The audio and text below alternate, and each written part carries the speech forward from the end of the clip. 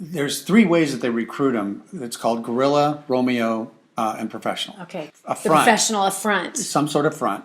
The secondary. It's not almost like money laundering, but it's Yeah. sex trade children laundering. Yeah, it's just fraud. It's just Straight complete up. fraud. Wow. The second way is guerrilla, and that's when they just grab them off the street and take them.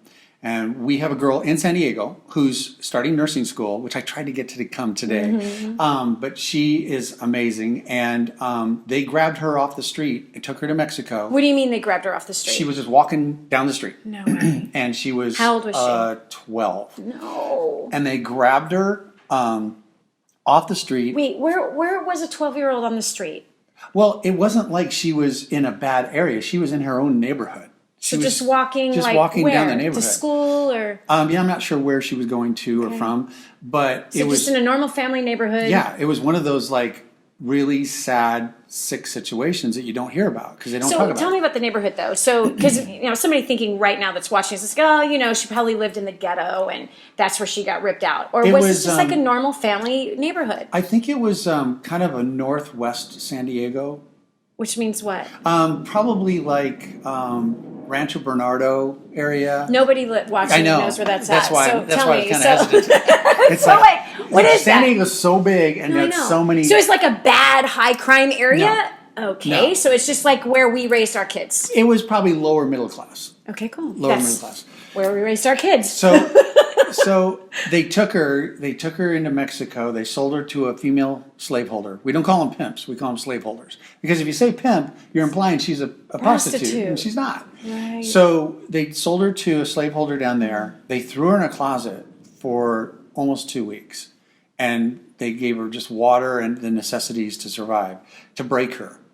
They put her out on the street. The federales picked her up, found out she was a U.S. citizen, called the State Department. The State Department called the FBI. The FBI called Social Services. They called me. We met the girl at the border. We got most of our girls from FBI, DAs, and Homeland Security. So they just called me and said, hey, we just picked up a 14-year-old. We did a sting operation. Come get this girl.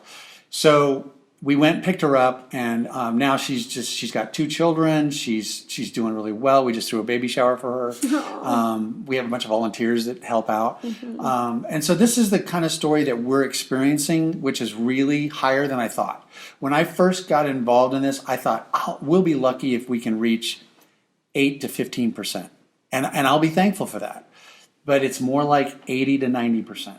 It's phenomenal. It blew my mind because the girls want help. They don't want to be in this life. They didn't choose it. Exactly. We are challenging you to do something about it. And we're challenging you to think about it differently versus what you just said. Like, oh, it's just such a big problem. Or, oh, this doesn't happen on our turf. This is the United States. We don't do that here. No, we do that here to the tune of what? Millions of kids, which is disgusting. Millions of children that are being sold into the sex trafficking world, being shipped abroad and or staying right here.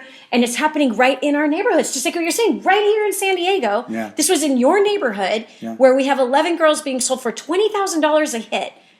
That's just mind-blowing to me. And now it's grown exponentially in this country. Yeah. And so when you say that you're saying that when people bring awareness, and by the way, I'm not letting you off the hook this easy. Here's the facts. Go to kingsransom.org and you will see right on the homepage there is a slider and it says Rescue 1,000. That is our campaign. We are rescuing 1,000 children, 1,000 kids from the sex trade. And we're doing it along with Phil as well as other organizations that we are not bringing awareness to. No, supplying food or counseling or the extraction, the shelter, the safe place, the love, the care, the healing of their hearts, as well as in some places the training and skill development so that they can function completely healed and restored, whole, and enter right back into society, whether it's finishing their education, whether it's learning new trades, new skills so that they can actually get jobs and or in many cases start their own businesses. There's been so many of them that have started their own businesses and have become very successful, gotten married and had their own families, and many of them who then turn around and help other kids Oh, yeah. get out of the sex trade. And so kingsransom.org, that's the website you want to go to. 100% of your money goes straight to taking care of one of these poor victims that have been suffering greatly and badly abused. To help rescue a child from sex trafficking, go to kingsransom.org right now and click on Rescue 1000. That's kingsransom.org and Rescue 1000.